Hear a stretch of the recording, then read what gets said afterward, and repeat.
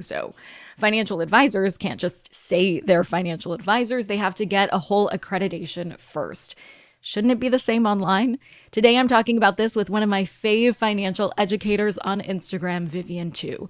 The reason I love Vivian is because she is actually qualified to be talking about this. She used to be a trader on Wall Street, and now she's helping people learn more about their money through her content, including, drumroll please, her first book, Rich AF, which you can pre-order now.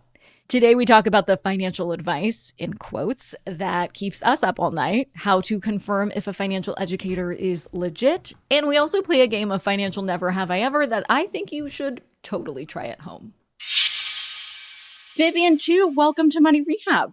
Thank you so much for having me.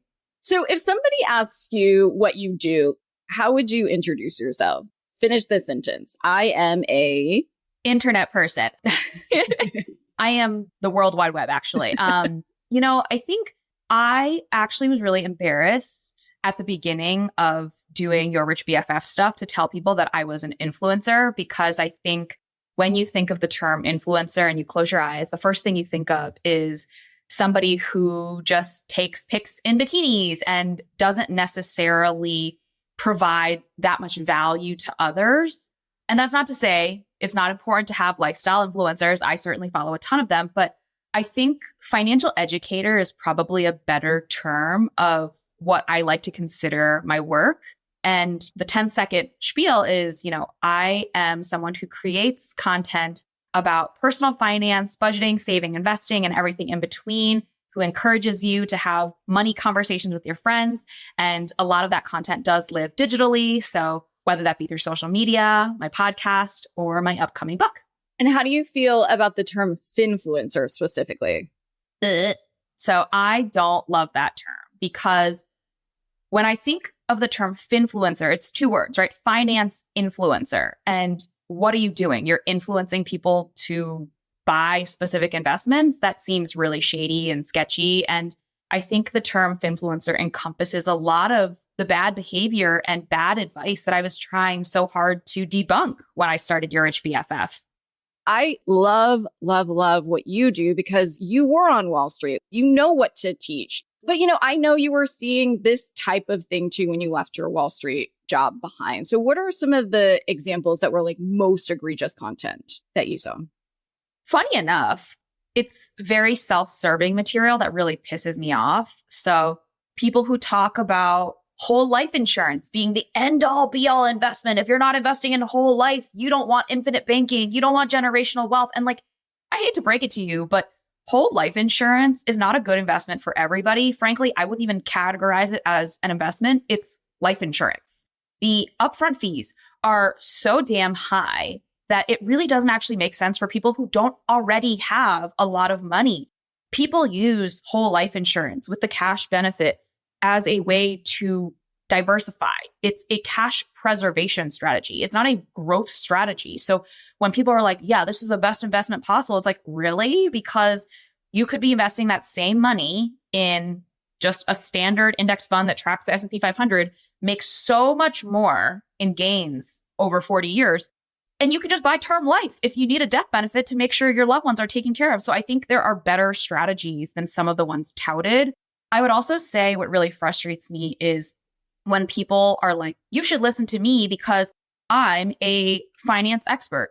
Okay, what makes you an expert? Because when I say I'm a Wall Street girly, I didn't just walk onto Wall Street one day. I had to sit and test for my Series 7, my 63, my 55, because I worked in equities, which is the stock space. I had to take 6 months worth of training just to do my job.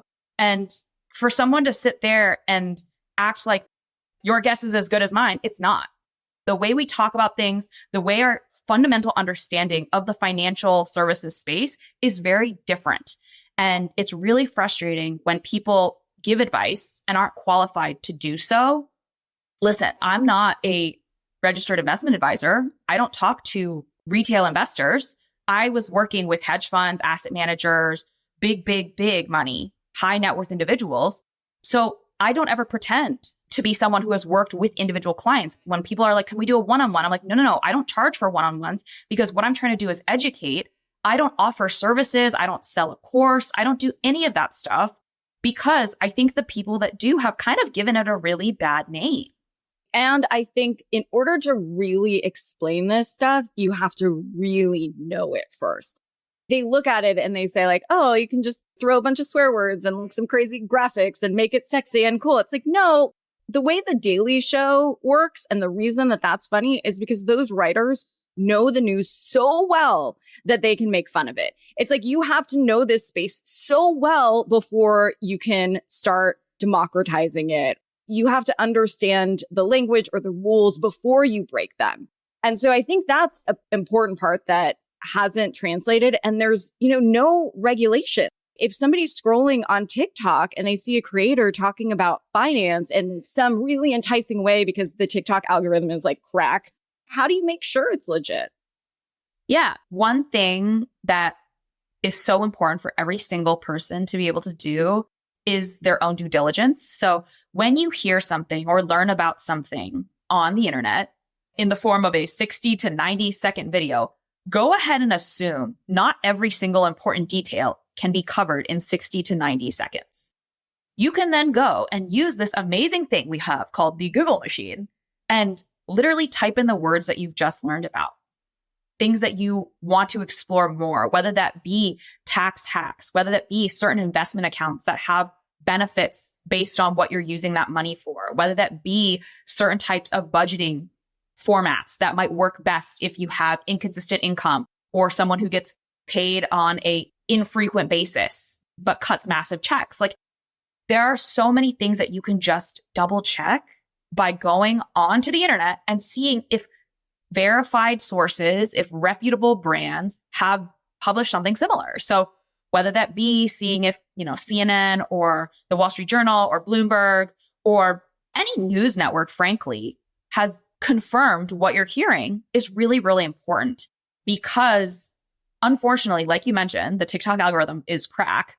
It does oftentimes reward the worst behavior because the algo can't tell the difference between a comment that's like, yay, this is awesome versus this is wrong.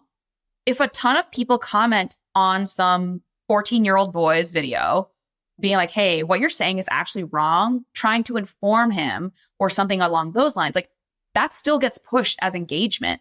And so the more and more people that are outraged that something so egregiously incorrect could be put on the internet, that only feeds the fire. And then you end up with a video that's gotten 13 million views and is wrong. Yeah, so the algorithm optimizes for popularity and not accuracy. Correct. Which makes me want to bang my head against the wall.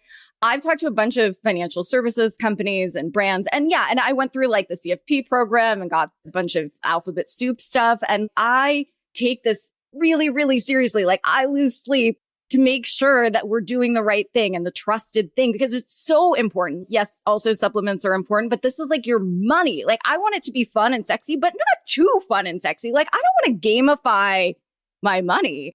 And I think there should be some sort of regulation. Do you think that's realistic?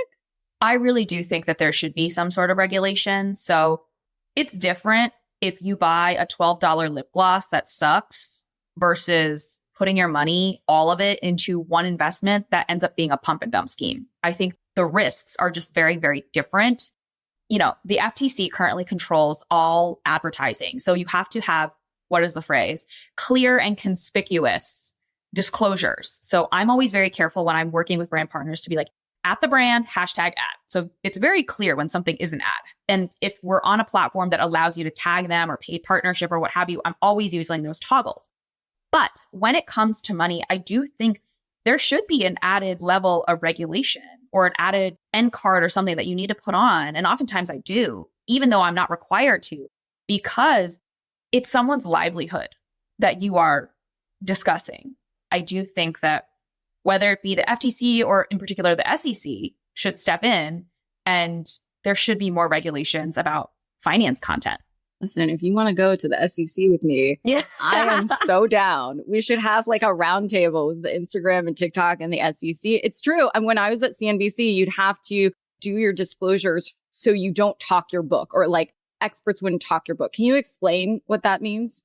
So when people are talking their book, it essentially means they are positively talking about investments that they personally hold or have some sort of positive financial gain to be had. So say I buy a ton of stock A, and then I'm like, oh, I'm going to go on Nicole's podcast and talk about how amazing stock A is.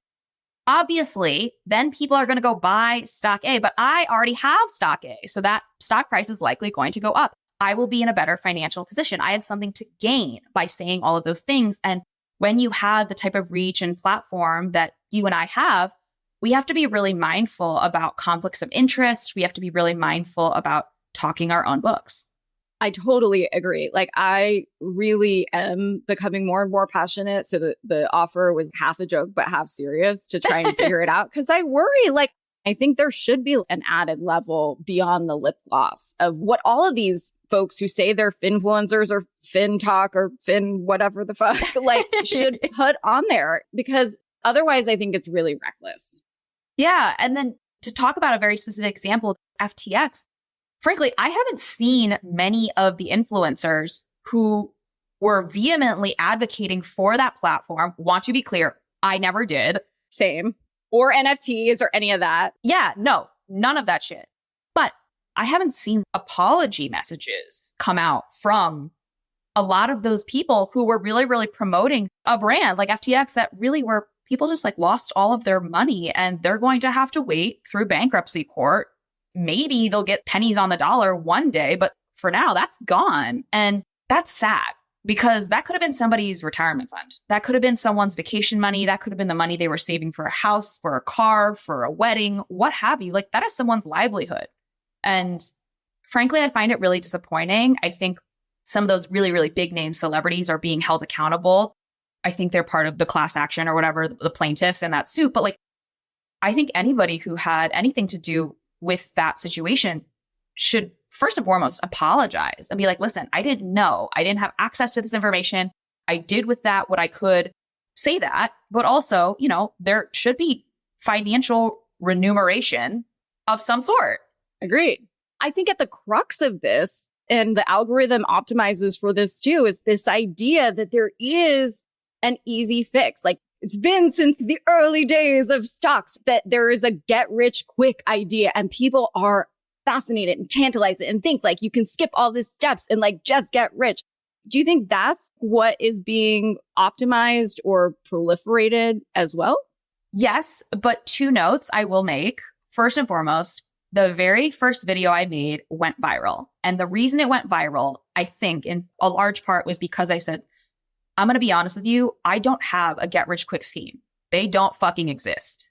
But if you want to learn about personal finance, follow me. And that really was the video that like kicked off this entire thing. What I will say is our parents, and frankly, us, have been peddled a myth that if you do all the right things, you can have everything. So you are a good student in high school, you get into a good college, you get that degree, you get that job, you get to have the 2.5 kids, golden retriever, white picket fence house with the tire swing out front. That used to be possible. You could have a single breadwinner family, have a single family home with your kids, what have you, send them to college. It was possible. I will say the younger version of millennials, I would say I fall into that category, as well as Gen Z. They have never seen a economic system that's worked. They did all the right things. They followed the rule book. And now they're coming out of these schools with 6 figures in student loan debt. Houses are 3x in price. Education is 10x in price versus the generation before them. And they're really just feeling disenfranchised. So I get the desire to get rich quick. I think a lot of people are also preying on that desire because they know that a lot of these young people don't see happy retirement or a happy adult life as a possibility or reality for themselves. So they're trying to take advantage of that. And it's just honestly kind of messed up. Because your first video was viral, does that show you that there is appetite for get rich slow content? I do. I think there's a severe hunger for true financial literacy education because for so long we haven't taught it. In particular, I speak to an audience that's primarily women, people of color, LGBTQ community members, people who grew up low income, basically none of the people that you could find watching CNBC, aka male pale stale. So like, I think when people are like, oh, finally someone who looks like me, who talks like me, who wears a cute little pink t-shirt like me, and feels like a friend versus like a professor giving a lecture, they want to listen. They want to do the right thing. People are going to try to build the best life that money can buy for themselves. And they want that information, but it is sometimes hard because people ask me all the time, what should I be investing in? And when I actually give a legitimate breakdown of like, here are some great options, that video never goes viral. Let me tell you, that video gets like 50 views, maybe. The videos that do go viral, I'm like, this is what you should do if you win the lottery. Do you know how many people win the lottery? A handful, if that. And how you can take a Section 179 write-off if